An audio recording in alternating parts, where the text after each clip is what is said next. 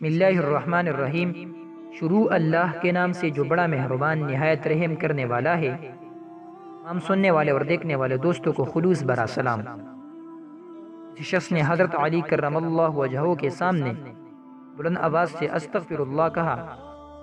آپ رضی اللہ تعالی عنہ نے اس سے فرمایا، کچھ معلوم بھی ہے کہ استغفار کیا ہے؟ استغفار بلند منزلت لوگوں کا مقام ہے اور یہ ایک ایسا لفظ ہے جو 6 باتوں پر مشتمل ہے۔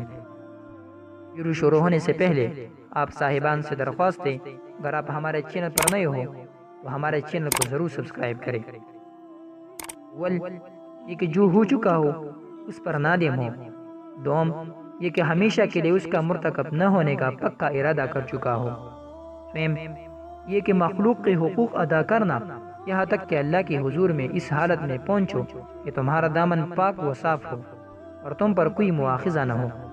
حرم یہ کہ جو فرائض تم پر عائد کی ہوئی تھی وہ تم نے انہیں ضائع کر دیا تھا، انہیں اب پورے طور پر بچا لاؤ۔ انجم یہ کہ جو گوشت حرام سے نشما پا رہا ہے اس کو غم و اندوز سے پکلاؤ یہاں تک کہ گار کو ہڈیوں سے ملا دو، پھر سے ان دونوں کے درمیان نیا گوشت پیدا ہو۔ ششم کہ اپنے جسم کو اطاعت کی رنج سے اشنا کرو جس طرح اسے گناہ کی شیرینی سے لذت اندوز کیا ہے، اور پھر کہو استغفر اللہ۔ نہج البلاغہ اس کے بارے میں فرماتا ہے، فرمان سے یہ مطلب ہرگز نہ لیا جائے کہ استغفار نہیں پڑھنا چاہیے یا بلند آواز میں استغفار پڑھنے میں کوئی برائی ہے، بلکہ یہ فرمان استغفار و استغفار پڑھنے والے کا صحیح مقام پہچانے اور اپنے قول میں صادق ہونے کا تقاضا کرتا ہے۔ اس فرمان میں اس جانب اشارہ ہے کہ جب تک تو نے دنیا سے جو گناہ اور فریب کا جہاں منہ ہی نہیں موڑا، گزشتہ خطاؤں سے صدقے دل سے توبہ ہی نہیں کی، گناہوں پر نادم نہیں ہے، تو کس حق سے اللہ سے مغفرت کا طلبگار ہو رہا ہے؟ ساتھ ساتھ اس جانب بھی اشارہ ہے کہ سر محفل باواز بلند استغفر اللہ کہنے میں نفس کی خواہش پوشیدہ ہو سکتی ہے۔ لوگ میرے زبان سے استغفار سن کر مجھے پاک باز سمجھیں گے، اور اس کے ساتھ ساتھ آپ رضی اللہ تعالی عنہ نے بلند منزلت لوگوں کی نشاندہی بھی فرما دی۔